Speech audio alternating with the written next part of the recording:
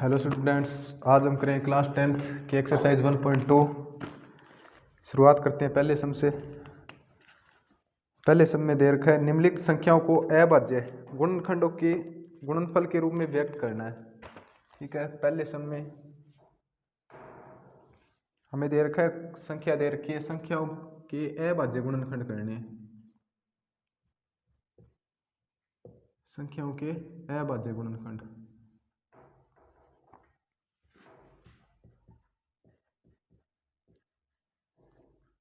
संख्याओं के टुकड़े करने। जैसे पहले पार्ट में दे रखा अपने को 140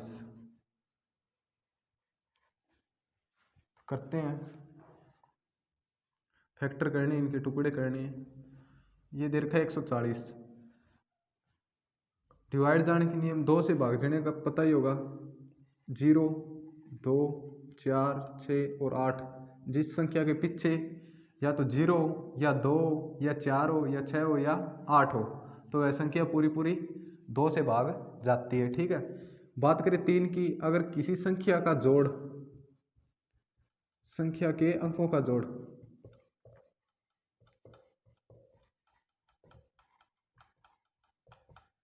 संख्या के अंकों का जोड़ पूरा पूरा 3 से भाग जाता है तो वह संख्या 3 से भाग जाती है। फॉर एग्जांपल जैसे 1, 2, 3 है, ये बोल दिए 3 से भाग होती है नहीं होती, तो ऐड करके देखें 1 + 2 + 3 कितना हो गया ये? 1 और 2 3, 3 और 3 6।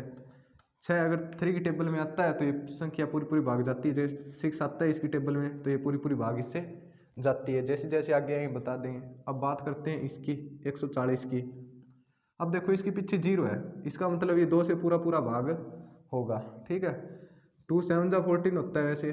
ठीक है, 2 7 14, 0 की 0 या 140 का हाफ कितना होता है? 70 होता है, 70। फिर करते हैं 2 से डिवाइड, फिर से होगा क्योंकि इसके पीछे 0 है। 2 से करेंगे इसको डिवाइड। 2 3 जा कितना होता है? 6, 1 और 0, 2 5 जा 10। अब देखो यहाँ पे आ गया 35, यानी 70 का हाफ होता है आपका 35 होता है। अगर किसी संख्या के पीछे 5 से भाग होने का नियम है ये। अगर किसी संख्या के पीछे या तो 0 हो या क्या हो, 5 हो, तो वह संख्या पूरी पूरी किससे भाग होती है? 5 से होती है। जैसे 5 से करते हैं इसको, 3 से होगी नहीं क्योंकि 35 का एडअप कितना होता है? 3 + 5 8 होता है। 8 कभी भी 3 की टेबल में नहीं आता है। 5 से करेंगे, 5 7 जा कितना होता है? 75। अब देखो 7 है, 7 एक ऐसी संख्या है जो खुद से ही भाग होती है।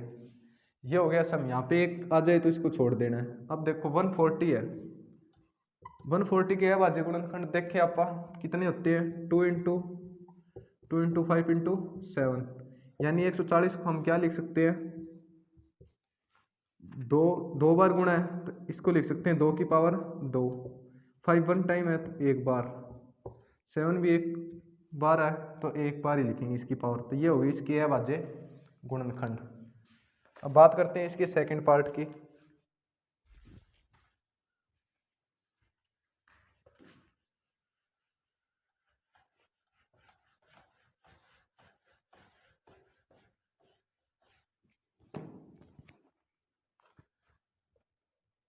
सेकंड पार्ट में दे रखा अपने को 156। इसके अभाज्य गुणनखंड करने हैं। इसके पीछे 6 है, इसका मतलब ये 2 से डिवाइड होगी। जिस संख्या के पीछे 0 2 4 6 8, ये वह संख्या पूरी पूरी 2 से भाग होती है। अब इसको भाग देते हैं हम। 2 7 जा 14 होता है, 15 में 14 1 और 6, 1 6 16, 16 कितने में जाता है? 8 पे। 2 8 जा 16 होता है। अब देखो यहाँ पे 78 है, पीछे 8 आ गया, इसका मतलब ये 2 से भाग एक बार और होगी। इसके टुकड़े करो, देखो 2 3 जा कितना होता है? 6, 7 में 6 माइनस करें 1, पीछे 8, 2 9 जा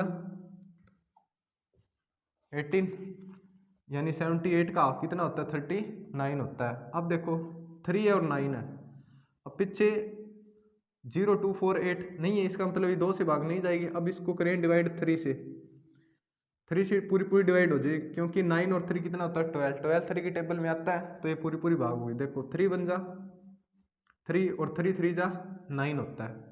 अब यहाँ पे आ गया 13। 13 एक ऐसी संख्या जो खुद से भाग होती है। तो अब 13 को 13 से ही डिवाइड करेंगे। 13 1 जा 13, एक आगे यहाँ पे छोड़ देना है। तो आप हम क्या लिख सकते हैं 156 के अभाज्य गुणनखंड। तो देखो 2 इंटू 2 इंटू 3 इंटू 13 यानी 2 की पावर 2, 3 की पावर 1 और 13 की पावर भी 1। ये हो गए 156 के अभाज्य गुणनखंड। बात करते हैं इसमें थर्ड पार्ट की।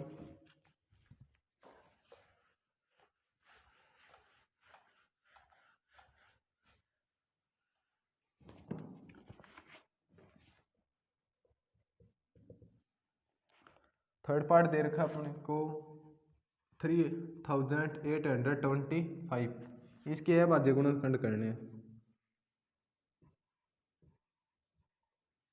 ठीक है, अब देखो पहले 2 से भाग नहीं होगी ये संख्या पूरी पूरी। क्यों नहीं होगी? क्योंकि इस संख्या के पीछे ना तो 0 है, ना 2 है, ना 4 है, ना 6 और ना ही 8 है। इनमें से कोई भी ऐसी संख्या नहीं है जो इसके पीछे है।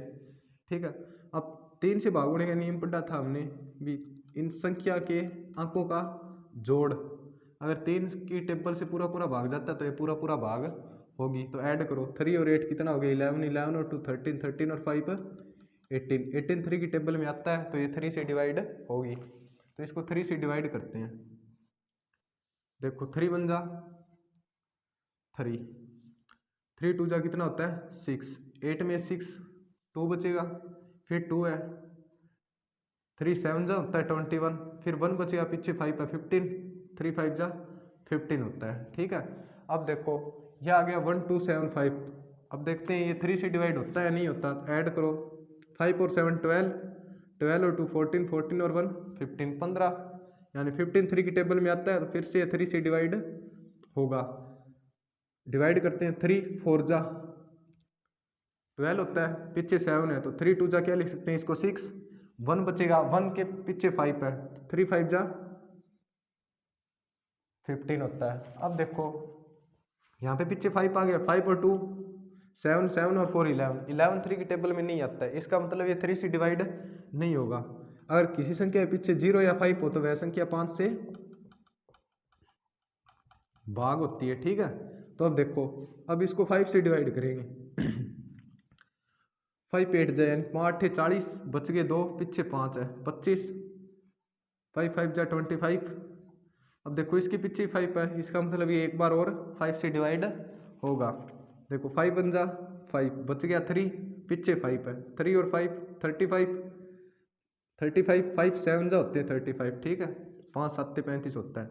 ये 17 17 एक ऐसी संख्या जो खुद से ही डिवाइड होती है तो 17 बन जा 17। ठीक है, तो अब हम लिख सकते हैं भी अपने को बोल दे भी 3825 के अभाज्य गुणनखंड क्या होते हैं। तो क्या होते हैं 3 इंटू 3 5 इंटू 5 इंटू 17। इसको लिख सकते हैं 3 की पावर 2 इंटू 5 की पावर भी 2 इंटू 17 की पावर 1। ये इसके हो गए अभाज्य गुणनखंड। बात करते हैं इसके फोर्थ पार्ट की।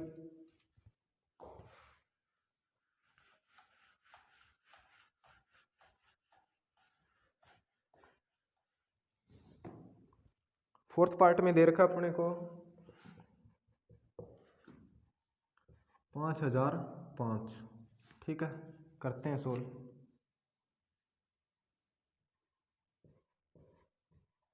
5005 दे रखा है।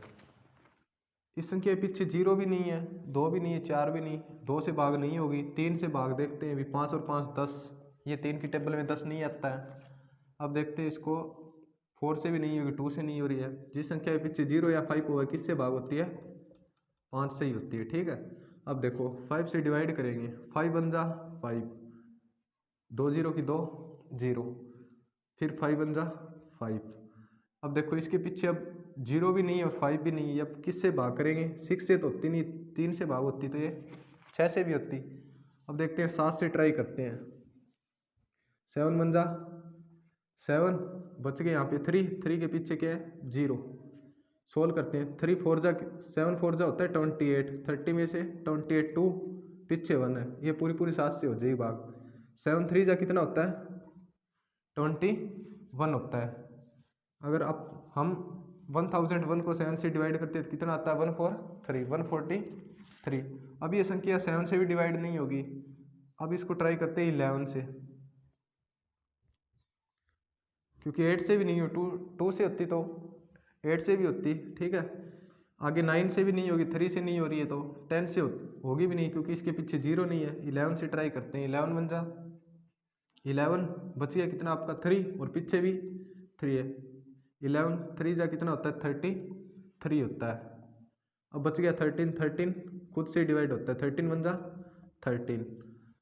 अब हम लिख सकते हैं अभी 5005 के अभाज्य गुणनखंड क्या लिख सकते हैं, 5 गुणा में 7 गुणा में 11 गुणा में 13, ठीक है। ये ऐसे लिख सकते हैं 5 की पावर 1 इंटू 7 की पावर भी 1 इंटू 11 की पावर भी 1 इंटू 13 की पावर 1। ये हो गई इसके अभाज्य गुणनखंड। इसके 5th पार्ट की बात करते हैं।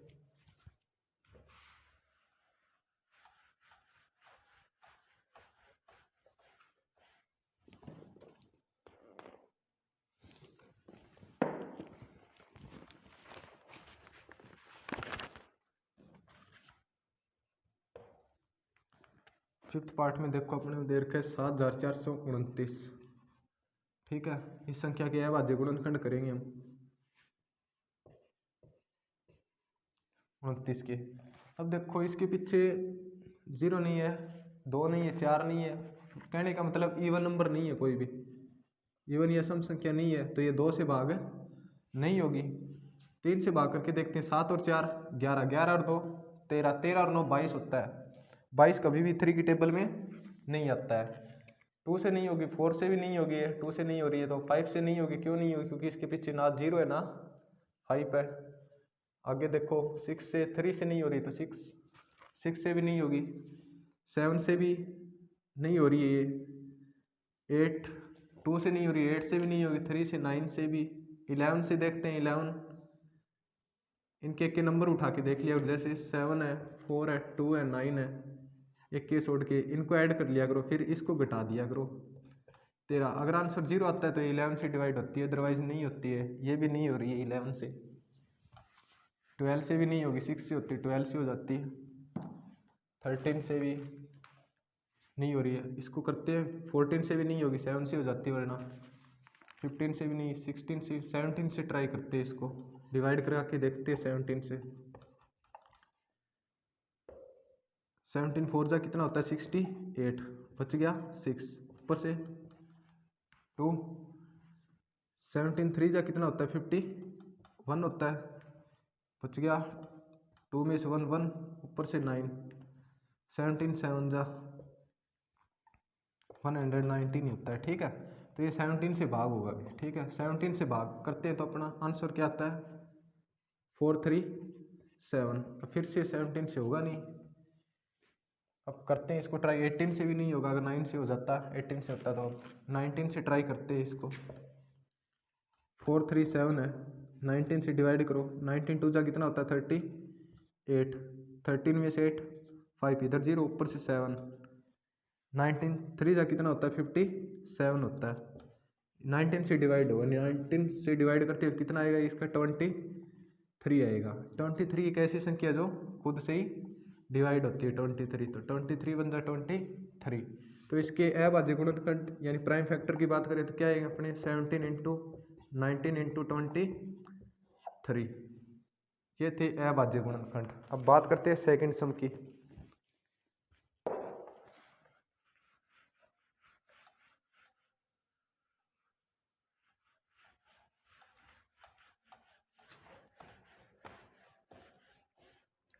सेकंड सम में दे रखा पूर्णांकों के निम्नलिखित युग्मों के HCF और LCM ज्ञात करने हैं। फिर इनकी जांच भी करनी है कि दो संख्याओं का गुणनफल है वो उनके LCM और HCF की गुणा के बराबर आता है या नहीं आता, ठीक है। तो सबसे पहले हम जो पूर्णांक है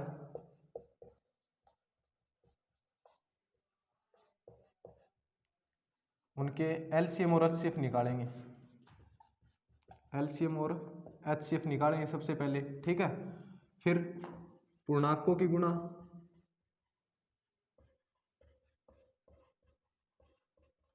बराबर होनी चाहिए LCM गुणा HCF के, ठीक है। ये चीज की हमें जांच करनी है। तो पहला पार्ट देखते हैं इसका। पहले पार्ट में दे रखा है दो पूर्णांक दे रखे हैं 26, 26 और 91 यानी 91। ठीक है, सबसे पहले हम एलसीएम निकालते हैं। एलसीएम लोवेस्ट कॉमन फैक्टर होता है, ये छोटी छोटी संख्या निकालनी है, तो दोनों का एलसीएम निकालेंगे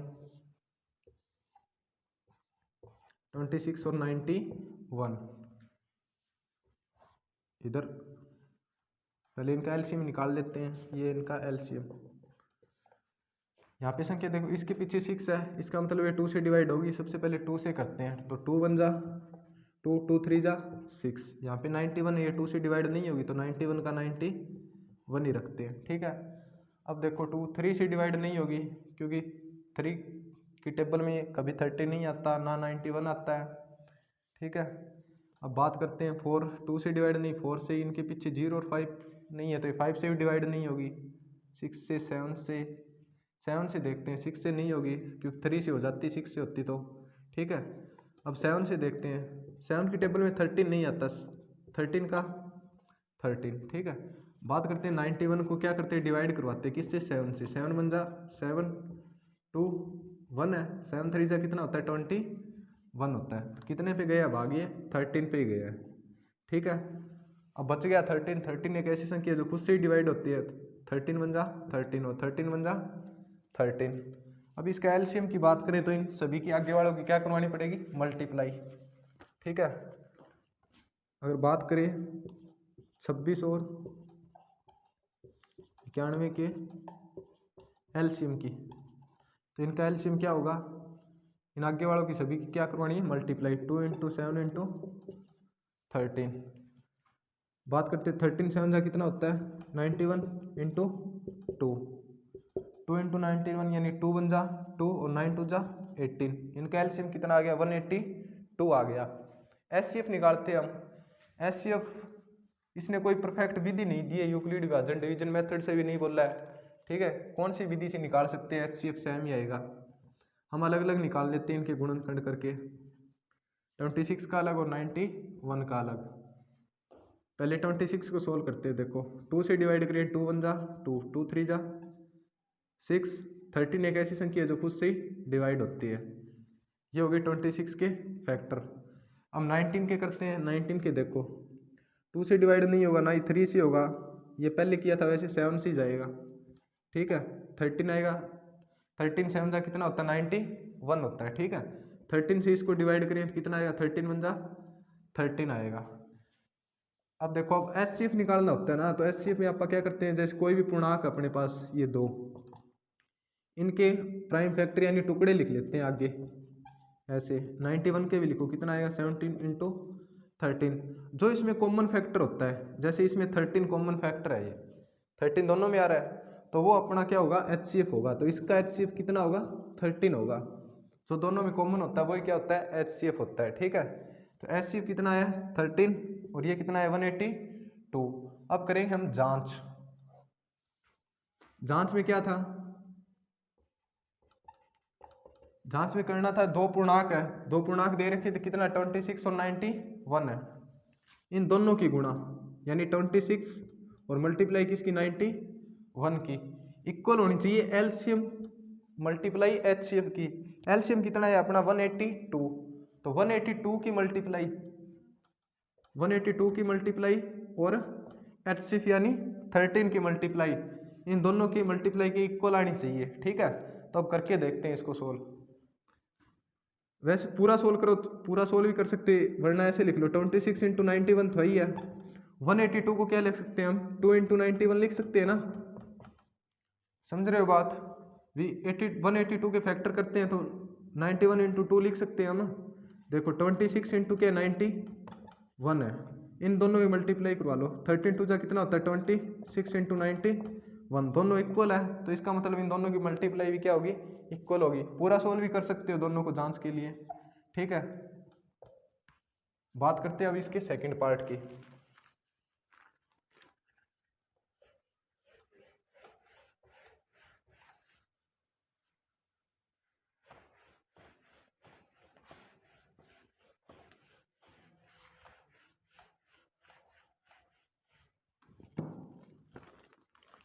सेकंड पार्ट में दे रखा है हमें 510 और 92, ये दो संख्या दी हुई है, अलग अलग सोल्व करते हैं। पहले हम इनका एलसीएम निकाल लेते हैं, ठीक है। एलसीएम निकालेंगे, 92 को हम पहले लिख लेते हैं यहाँ पे, ये 92 और ये कितना है 510 है, ठीक है। सबसे पहले 2 से डिवाइड करवाते हैं इनको, 2 से दोनों ही डिवाइड हो जाएगी संख्या, क्योंकि इसके पीछे 2 और इसके पीछे 0 है। देखो 2 4 जा कितना होता है 8, बच गया 1, पीछे 2 है, 12 हो गया। 12 किससे डिवाइड होता है 2 6 जा 12 होता है, 2 से डिवाइड करेंगे आगे वाली संख्या को, 2 5 2 2 जा 4, 1 बच गया, पीछे ही 1 है, 2 5 जा 10, 11 में से 10 माइनस 1 तो यहाँ पे 0 है, तो ये हो जाएगा इसका 255। अब देखो यहाँ पे 46 है, ठीक है। 46 है, इसको भी किससे डिवाइड करेंगे 2 से डिवाइड करेंगे, ठीक है। 2 से डिवाइड करेंगे तो कितना आएगा 2 2 जा 4 और 2 3 जा 6, ये 255 है, ये इससे डिवाइड नहीं होगा क्योंकि इसके पीछे 5 है, कोई इवन नंबर नहीं है, तो ये सेम टू सेम।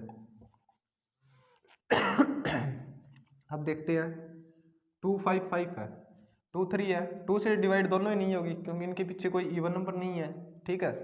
अब देखो यहाँ पे 5 और 5 कितना होता है 10, 10 और 2 12, इस संख्या के डिजिट को ऐड करते हैं ना तो कितना आता है 12, 12 3 से डिवाइड होता है पूरा पूरा, पर ये आगे वाली संख्या डिवाइड नहीं होती इससे पूरी पूरी, फिर भी 3 से करेंगे क्योंकि 23 नहीं हो रहा, तो सेम टू सेम इसको डिवाइड करेंगे। 3 8 जा कितना होता है 24, 24 यानी 25 में से 24 माइनस होगा 1 बचेगा, पीछे 5 है, 15 15 कितने पे जाता है 5 पे। अब देखो 8 और 5 13 होते हैं, 13 3 की टेबल में नहीं आता, तो इसका मतलब ये 3 से डिवाइड नहीं होगी, 5 से होगा ये, क्योंकि इसके पीछे क्या है 5 है। 23 का 23 आएगा, ये कितने पे होगा 5 बन जा 5, पीछे 3 और पीछे 5 है, 3 और 5 35 यानी 7 पे आएगा, क्योंकि 5 7 जा 35 होता है। अब देखो पहले 17 है तो 17 को क्या लिखेंगे 17 से ही जाएगी, ये संख्या ऐसी है, और 23 भी एक ऐसी संख्या जो खुद से ही डिवाइड होती है, ठीक है। अब इनके एलसीएम की बात करें तो एलसीएम क्या है इनका 2 into 2 into 3 into 5 into 17 into 23 है। इनको सोल्व कर लेते हैं, 2 2 जा 4, 4 3 जा 12, 12 5 जा 60, इनको सोल्व कर लेते हैं 16 इंटू 17 इंटू 23, ठीक है। देखो 17 6 जा होता है 102, एक पीछे 0 तो एक पीछे 0, बच गया अपना 23 पीछे, ठीक है। 23 को 0 से मल्टीप्लाई 0, 23 की 2 से मल्टीप्लाई 46 होता है, कैरी 4 होगी। 23 की 0 से मल्टीप्लाई 0 ही होता है पर कैरी 4 थी, ठीक है। 23 बन जा कितना होता है 23, तो इनका एलसीएम कितना आ गया। अगर बात करें एलसीएम किसकी 92 और 510 की, तो इनका एलसीएम कितना है 23,460 आया, ठीक है। अब इनकी बात करते हैं हम एचसीएफ की, दोनों का अलग अलग निकालेंगे, फिर कॉमन फैक्टर है उनको उठा लेंगे। जैसे पहला है 92, दूसरा क्या था अपना 510, 2 से डिवाइड करेंगे इसका, 92 का हाफ कितना होता है 46, फिर 2 से डिवाइड करेंगे तो कितना आएगा 23 एक ऐसी संख्या जो खुद से ही डिवाइड होती है, ठीक है। बात करें 510 की, 2 से काटते हैं, इनका हाफ कितना होता है 510 का 255 होता है, फिर 3 से डिवाइड करवाएंगे तो क्या आएगा इसका 85, क्योंकि पीछे करके आए अब अभी, ठीक है।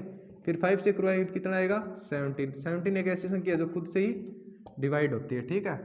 अब देखो एचसीएफ ज्ञात करते हैं तो 92 को हम क्या लिख सकते हैं, इनके कॉमन फैक्टर क्या आएंगे 2 इंटू 2 इंटू 23 है 92 के फैक्टर, और 510 के कितने देखो 2 इंटू 3 इंटू 5 इंटू 17 है, ठीक है।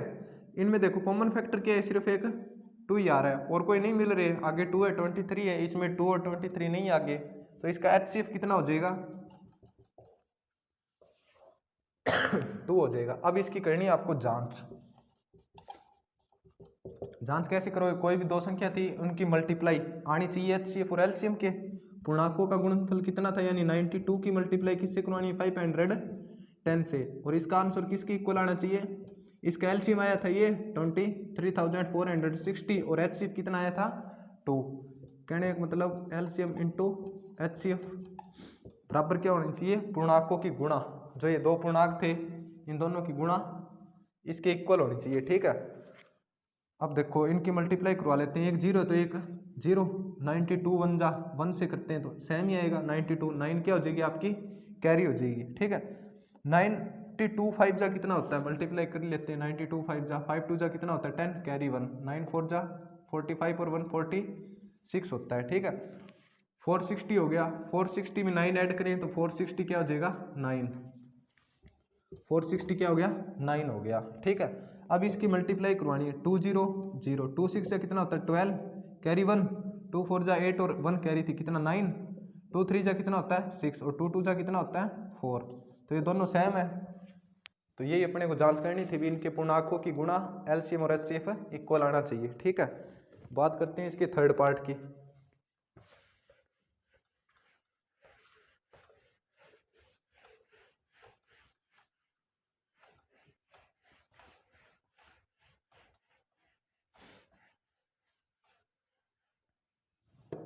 थर्ड पार्ट में दे रखी है अपने को दो पूर्णांक, एक तो दे रखा है 336 और दे रखा है 154, ठीक है। सबसे पहले हम एलसीएम फाइंड आउट करेंगे, करते हैं। तो पहले लिख लेते हैं 54 को, फिर लिख लेते हैं 336 को।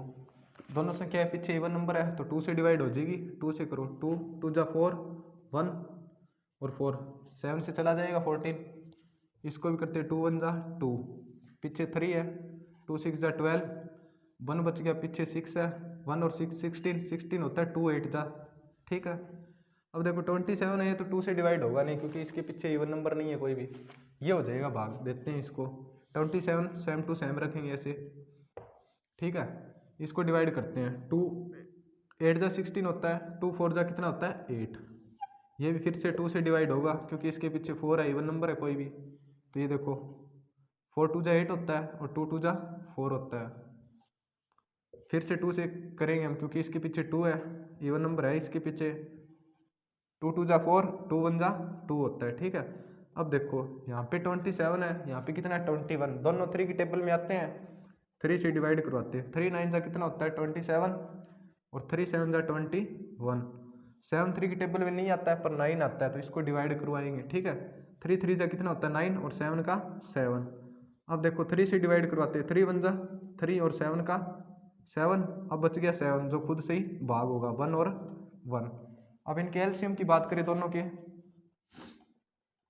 दोनों पूर्णांकों का एलसीएम देखते हैं। देखो 2 into 2 into 2 into 2 into 3 into 3 into 3 into 7, क्योंकि इनकी मल्टीप्लाई करवानी होती है सबकी आगे वालों की। देखो 2 2 जा कितना होता है 4 4 2 जा कितना होता है 8 8 2 जा 16 16 3 जा कितना होता है 48 होता है, ठीक है। आगे देखो 3 3 जा 9 और 9 7 जा कितना होता है 63, ठीक है।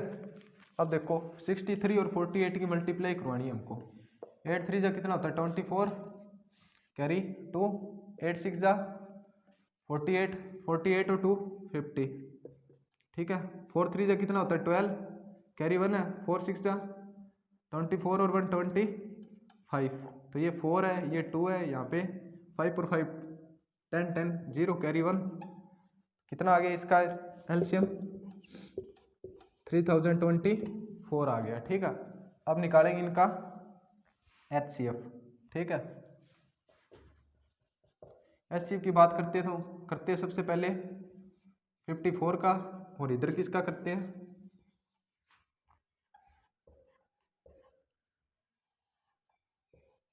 336 का, ठीक है। देखो सबसे पहले करते हैं 54 का, तो 54 का आप किया था हमने, कितना आया था 27 आया था, ठीक है। फिर इसको 3 से डिवाइड करवाया था 9, फिर इसको 3 से डिवाइड करवाया था 3, फिर 3 से डिवाइड करवाया था तो 1, ये हो गए 54 के फैक्टर्स, ठीक है। अब बात करते हैं इसकी 36 की, 2 से डिवाइड करवाया था कितना आया था 168 आया था, 168 का आप कितना होता है 84 होता है, 84 का हाफ कितना होता है 42, और 42 का हाफ कितना होता है 21, फिर 3 से करवाया था कितना 7, और फिर 7 से कितना आया था 1। ठीक है, ये हो गए 336 के फैक्टर। अब लिखो 54 के फैक्टर को क्या लिख सकते हैं 2 इंटू 3 इंटू 3 इंटू 3। ठीक है,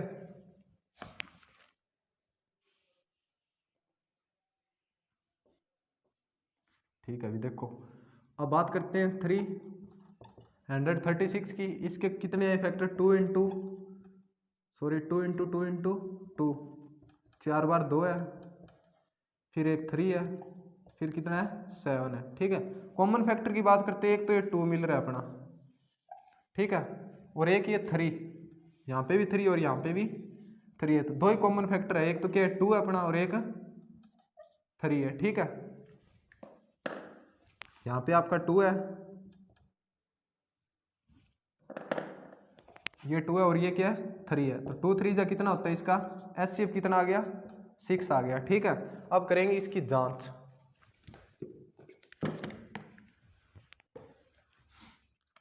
ये कितना आया था आपका 2 इंटू 3 कितना आया था 6 आया था। अब इसकी जांच करते हैं, ये साफ कर देते हैं, हमको तो एलसीएम और HCF चाहिए। ठीक है, अब देखो दो पूर्णांकों की गुणा